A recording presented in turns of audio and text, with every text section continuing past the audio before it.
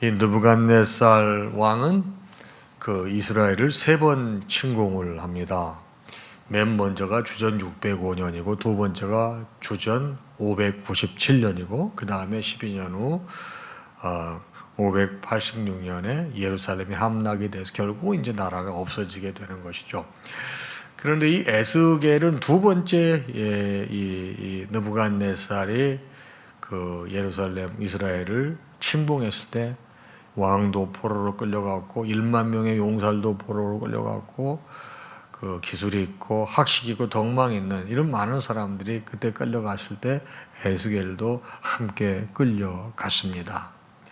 자, 이제 에스겔은 포로로 지금 이 바벨론 땅에 있는데 어떤 사람이 나라가 망했다고 전해주는 거예요. 오늘 말씀 21절은 이렇게 시작이 됩니다.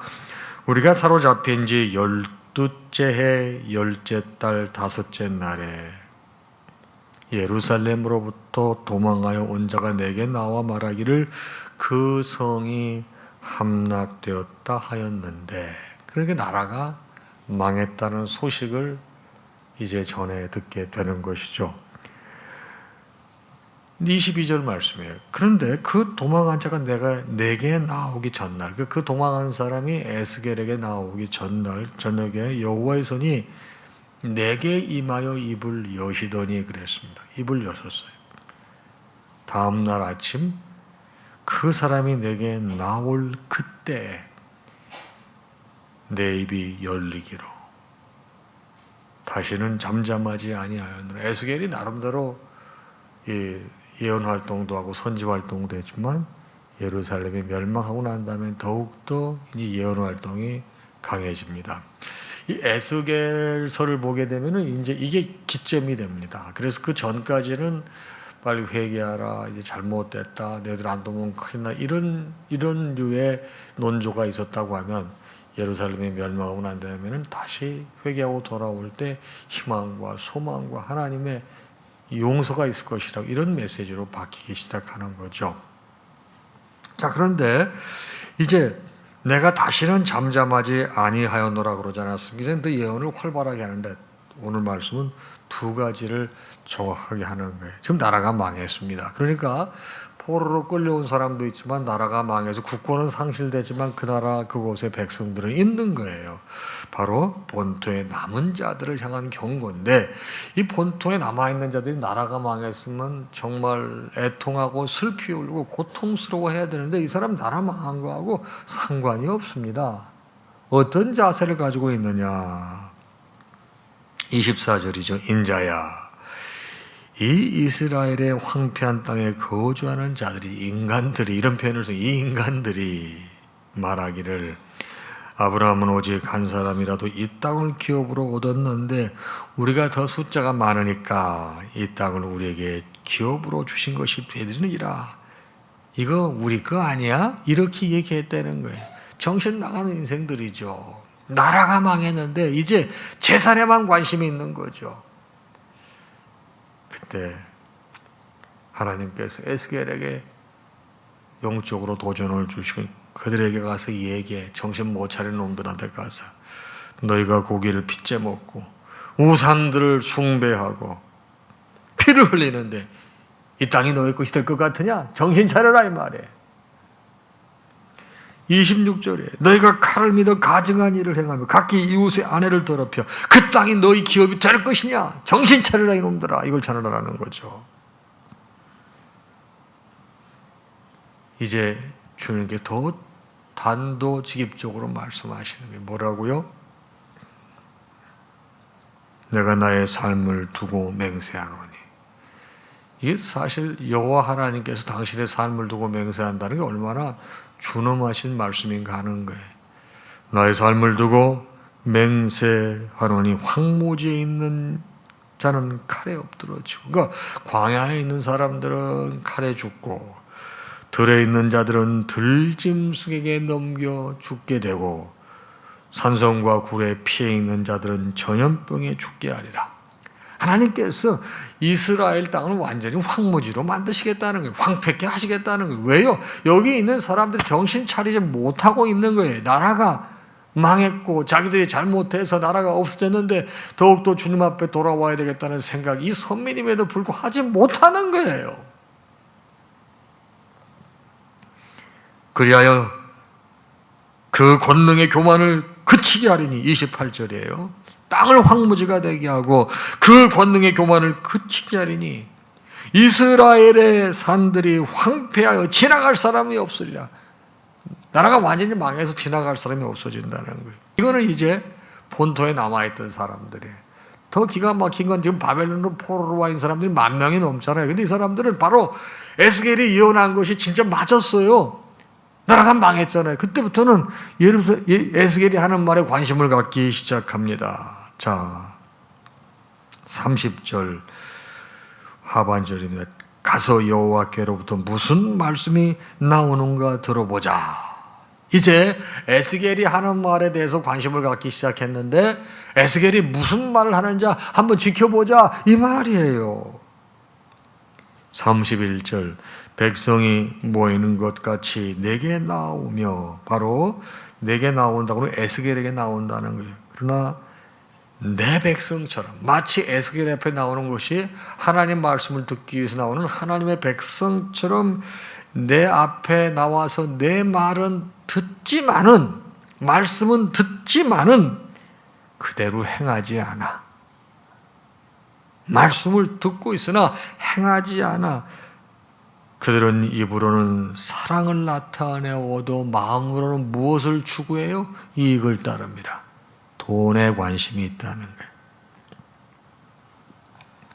돈. 그대로 행하지 않습니다. 내 앞에서는 입 발린 찬사를 늘어놓지만 그들의 관심은 오로지 돈과 성공입니다. 32절입니다.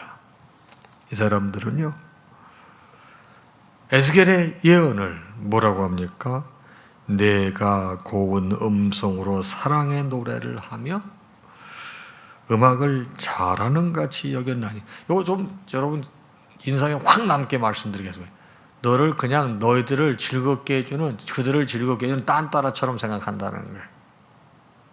연예인처럼 생각한다는 거예요. 왜?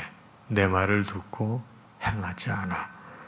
32절 끝부분이지 않습니까? 너를 딴따라같이 여겼어. 너를 연예인처럼 여겼어. 내 말을 듣지만 행하지 않아.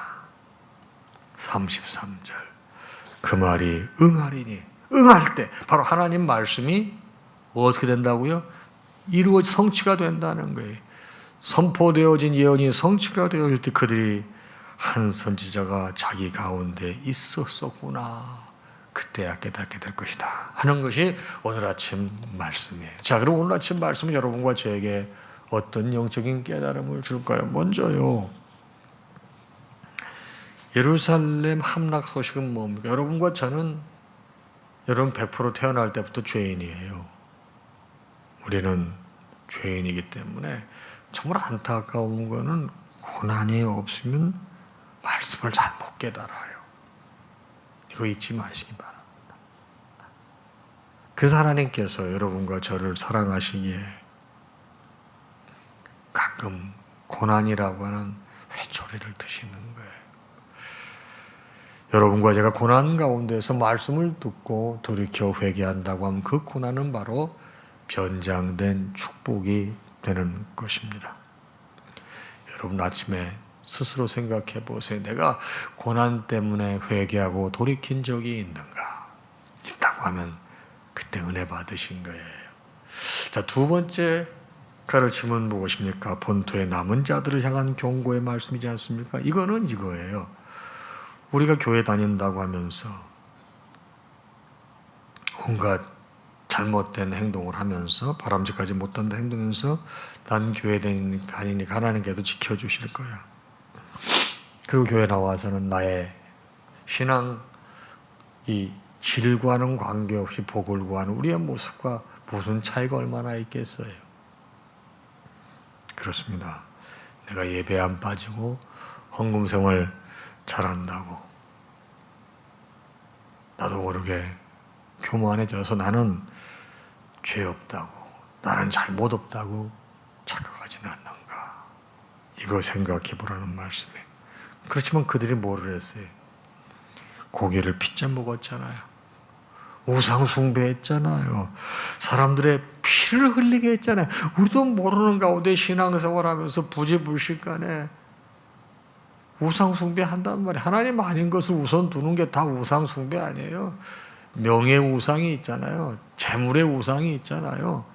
가족의 우상이 있잖아요. 건강의 우상이 있잖아요. 남을 해치는 피를 흘리는 일이 있잖아요.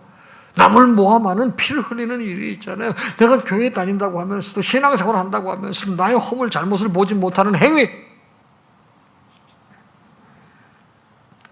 그러나 말씀이 이럴 때 우리에게 자꾸만 선포되어지는 거예요.